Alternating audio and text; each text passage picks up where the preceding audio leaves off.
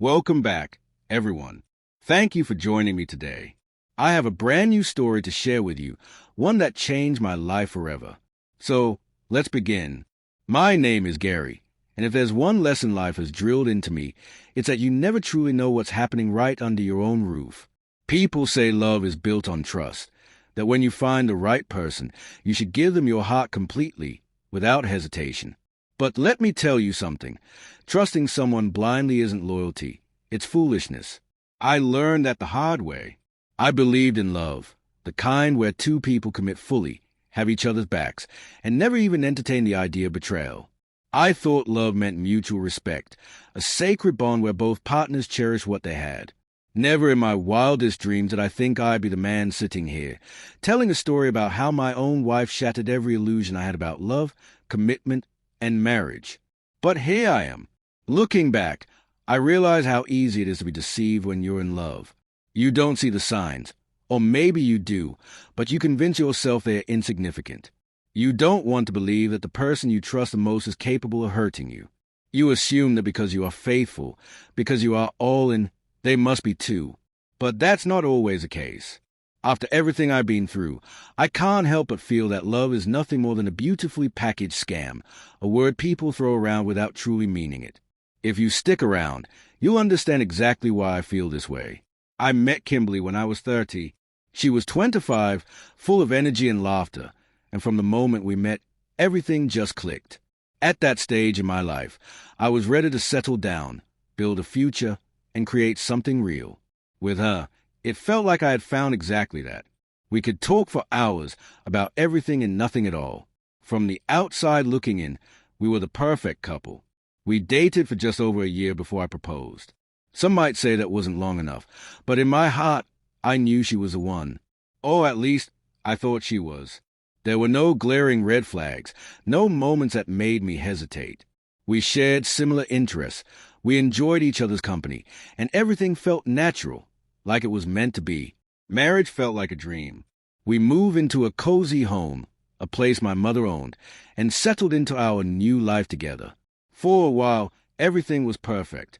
We did almost everything together, and I was genuinely happy. But in life, the deepest betrayals often come from the people you trust the most. One day, Kimberly mentioned that her phone had been acting up. It kept freezing, the battery drained too quickly, and certain apps refused to open. She was frustrated, so I offered to take care of it. It seemed like a small problem, an easy fix.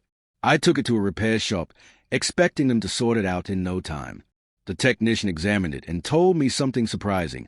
The cost of repairing the phone was almost half the price of a brand new one. That didn't make much sense to me. If I was already going to spend that much, I figured I might as well just buy her a new phone. I thought she'd be thrilled about it, and honestly, I liked the idea of surprising her. What I didn't realize was that this small, seemingly thoughtful decision would change everything. Before giving the go-ahead for the transfer of her files, I decided to check through her phone one last time. I wanted to make sure everything important was backed up: photos, contacts, messages, the usual stuff. But as I scrolled through the menu, something caught my eye. A folder, disguised, hidden among other regular files. Something in my gut told me to open it, and when I did, my entire body went cold. Inside that folder was a dating app. My mind struggled to process why my wife, my loving, devoted wife, would have a dating app. My fingers hesitated over the screen before I tapped it open. And as I scrolled, the truth unfolded before me, message after message, each one hitting me like a punch to the gut. She had been talking to other men. Not just recently, not just once, but throughout our entire relationship, even before we were married. Some messages were playful, some were flirtatious, and others were things I couldn't even stomach reading. Different men, different conversations, but the same pattern. She laughed at their jokes. She entertained their advances, and she responded in ways that made it clear she wasn't just being friendly. She had been doing this right under my nose the entire time. My hands clenched around the phone as I read through every line, every betrayal laid out in cold, undeniable words. Without hesitation, I took screenshots, names, dates, the worst parts of the conversations. I made sure to capture everything. If she tried to lie her way out of it later, these messages would speak for themselves. Once I had what I needed, I locked the phone and turned to the technician. My voice was steady, controlled. "Go ahead with the transfer." I stood there, watching as he continued the process, but my mind was somewhere else entirely. Had she always been like this? Had every "I love you" been a lie? Had I been living in a fantasy while she was out there making a fool of me? By the time I got home, my decision had already been made. I walked through the door, my expression calm, unreadable. In my hand, I held the brand new phone. I approached Kimberly and handed it to her, watching her closely. Her face lit up with joy. "Oh my God! Babe, you got me a new phone. You didn't have to." She wrapped her arms around me, pressing a kiss to my cheek, completely unaware of what was coming next. I let her enjoy the moment for a few seconds. Then I cleared my throat. "Yeah," I said, my voice steady. "I figured it was better than fixing the old one. By the way, I looked through your phone before the transfer started." The smile vanished from her face. "Excuse me," she said, her eyes narrowing slightly. I held her gaze. "I saw it. Kimberly, I saw the messages. I saw everything. You've been talking to other guys."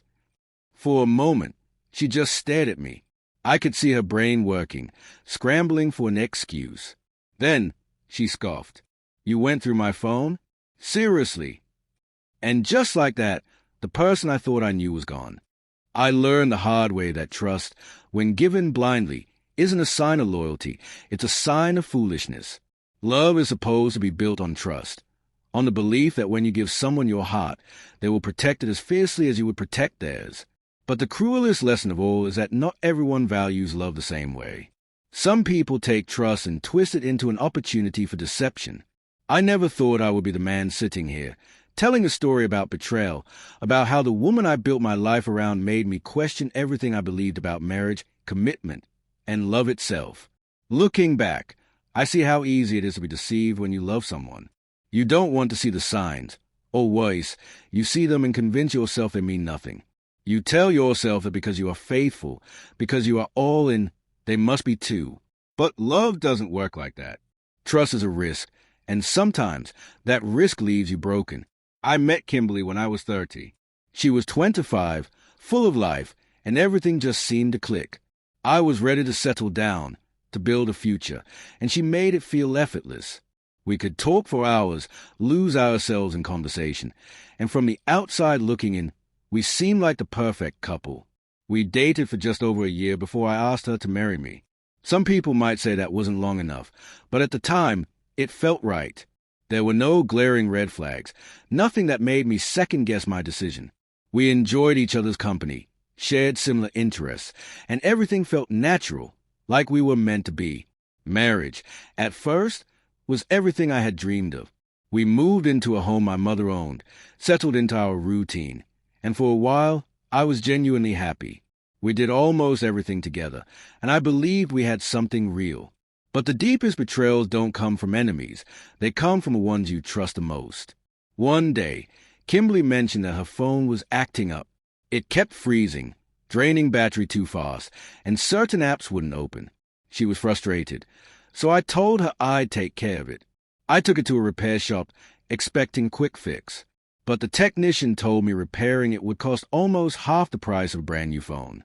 It didn't make sense to spend that much on a repair. So I made a decision. I'd surprise her with a brand new one instead. I had no idea that this small decision would change everything. Before transferring the data from her old phone to the new one, I decided to go through it one last time, making sure everything important was backed up. Photos, contacts, messages, basic things. But as I scrolled through the menu, a disguised folder caught my attention. It was hidden, tucked away where it wasn't easily visible. Something in my gut told me to open it. When I did, my entire body went cold. There it was, a dating app. I stared at the screen, my brain struggling to process why my wife, the woman I had given my heart to, would have a dating app. My hands were shaking as I opened it, and what I found inside shattered every illusion I had about our marriage. Messages, dozens of them, conversations with different men, stretching back months, some even from before we were married. Some were playful, some were outright flirty, and some were so explicit I could barely stomach reading them. It wasn't just a casual mistake. This was a pattern. She laughed at their jokes, entertained their advances, responded in ways that made it clear she wasn't just being friendly. She had been doing this under my nose the entire time. Without hesitation, I took screenshots, names, dates, the worst of the messages. I needed proof. If she tried to lie, these messages would speak for themselves. By the time I walked through our front door, I already knew exactly how I was going to handle it. I handed her the brand new phone with a small smile, watching her closely. Her face lit up as she wrapped her arms around me, pressing a kiss to my cheek. "Oh my God, babe, you didn't have to," she said, genuinely excited, completely unaware of what was coming next. I let her enjoy the moment for a few seconds before I cleared my throat. "Yeah, I figured it was better than fixing the old one," I said, keeping my voice calm. "By the way, I looked through your phone before the transfer started. I saw the dating app." The shift in her expression was immediate. Her smile disappeared, her eyes narrowing slightly. "Excuse me," she asked, feigning confusion. "I saw it, Kimberly. I saw the messages. You've been talking to other men." For a second, she just stared at me, calculating her next move. Then she scoffed. "You went through my phone? Seriously, Gary? That's an invasion of privacy. Do you not trust me?" I expected that deflection, turning it around on me instead of facing what she had done.